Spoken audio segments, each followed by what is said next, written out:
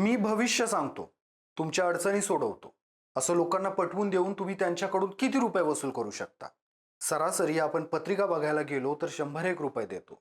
मात्र लिंगपिसाट खरात न भविष्याच्या नावाखाली राजकीय नेते, सेलिब्रिटी, खाकी वर्दीतले वरिष्ठ चेहरे यांच्यासोबतचा आपला प्रभाव वापरून जवळपास शेकडो कोटींची मालमत्ता जमा केली आहे. सुरुवातीला खरातला अटक झाल्यानंतर त्याची मालमत्ता 5-50 कोटी असावी अशी चर्चा होती. मात्र तपास जसा जसा पुढे सरकतोय तसं तसं या विकृत खरातनं जमावलेली माया पाहून सर्वसामान्य नागरिकांचे डोळे पांढरे व्हायची वेळ आली आहे.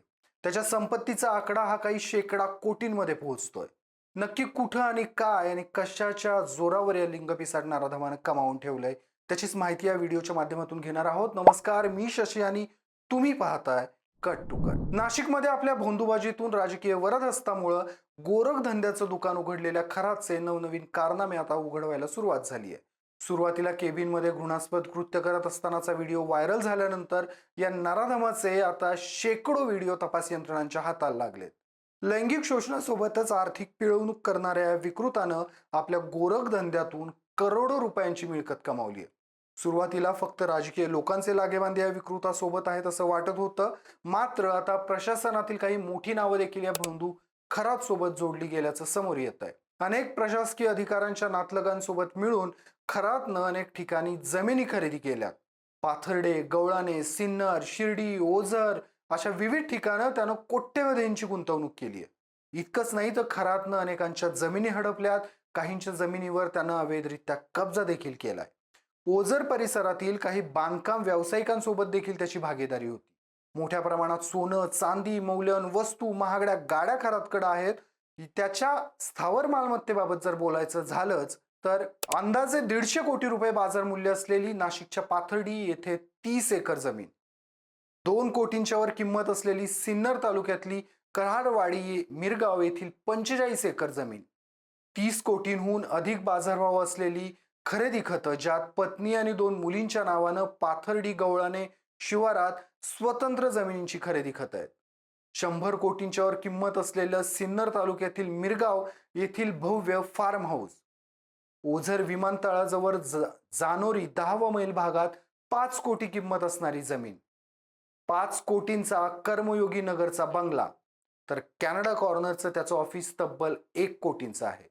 यासोबतच शिर्डीमध्ये देखील मोक्याच्या जागी कोट्यवधीचे भूखंड या नराधमानं लाटलेले आहेत. खरातनं सिन्नर तालुक्यातील मिरगाव इथं 16 ऑगस्ट 2010ला ईशान्येश्वर मंदिर बांधलं, ज्या मंदिराची वार्षिक उलाढाल आज मितीला जवळपास 2 कोटी रुपये. विचार करा, एका मंदिराची उलाढाल जर हा नराधम कोटींमध्ये करत असेल तर यानं देवाच्या नावाखाली किती जणांना गंडा घातलाय. या विकृताचे प्रशासनात देखील बड्या अधिकाऱ्यांशी चांगले संबंध होते.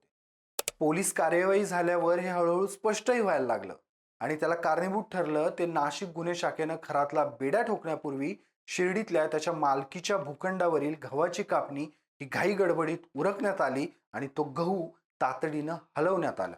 या घटनेनं अनेक प्रश्नांना जन्म दिलाय. पोलिसांच्या कारवाईची कुणकुण खरातला अगोदरच लागली होती का, हा प्रश्न देखील आता मोठ्या प्रमाणात विचारला जाऊ लागलाय. खरातनं इतकी सगळी माया ही फक्त स्वतःच्या जीवावर जमवली नव्हती, हेही आता उघड झालंय. त्याला प्रशासन आणि राजकारण्यांचा वरदहस्त होता. प्रशासनातली नावं जरी अद्याप उघड झालेली नसली तर राजकीय चेहरे मात्र आता उघडे पडलेत आणि त्यांना त्याची झळ देखील बसायला लागली. रुपाली चाकणकरांचं महिला आयोगाचं अध्यक्षपद देखील आता गेलंय. पण चाकणकर यांच्या सोबतच अनेक बडी नावं देखील यात आहेत. शिवसेनेच्या संजय राऊत यांनी तर खरात याचे 9 मंत्री सध्या सरकारमध्ये होते असा आरोप देखील लावला. 2022 मध्ये तत्कालीन मुख्यमंत्री एकनाथ शिंदे यांनी मंत्री राधाकृष्ण विखे पाटील यांच्यासोबत शिवानी संस्थानाच्या मंदिरात जाऊन पूजा केली होती आणि खरं तर तेव्हापासूनच हा नराधम प्रकाशात आला होता. राधाकृष्ण विखे यांचं नाव समोर आल्यानंतर त्यांनी लागलीच आपले हात वर केले. शिर्डीत या खरातनं गुंतवणूक केलेल्या जमिनीवर कार्यवाही करावी असं देखील म्हटलंय. मात्र विखेंनी अंग काढून घेण्याचा प्रयत्न जरी केला तरी या भोंदू बाबाचा उदय होण्याच्या कालावधीत हेच विखे त्या बाबाच्या मंदिरात गेले होते हे सत्य आहे. विखेंसोबतच जयंत पाटील, चंद्रकांत पाटील, देवेंद्र फडणवीस, केसकर, सुनील तटकरे यांचे देखील फोटो आता व्हायरल व्हायला लागले आहेत. सुनील तटकरे यांनी देखील स्वतःचा बचाव करत मला या गोष्टी माहीत नव्हत्या असं म्हटलंय. मात्र राजकारण्यांनी कितीही नाकारलं तरी एखादा भोंदू हा शेकडो बायकांचं शोषण करतो, बेहिशेबी मालमत्ता जमवतो आणि राज्याच्या गृह खात्याला त्याचा सुगावा देखील लागत नाही, हे फार दुर्दैवी आहे. तुमचं या सगळ्या घटनेबद्दल काय मत आहे मला कमेंटमध्ये आवर्जून कळवा. व्हिडिओ आवडला असेल तर व्हिडिओला लाईक करा आणि कट टू कटला सबस्क्राईब करायला विसरू नका.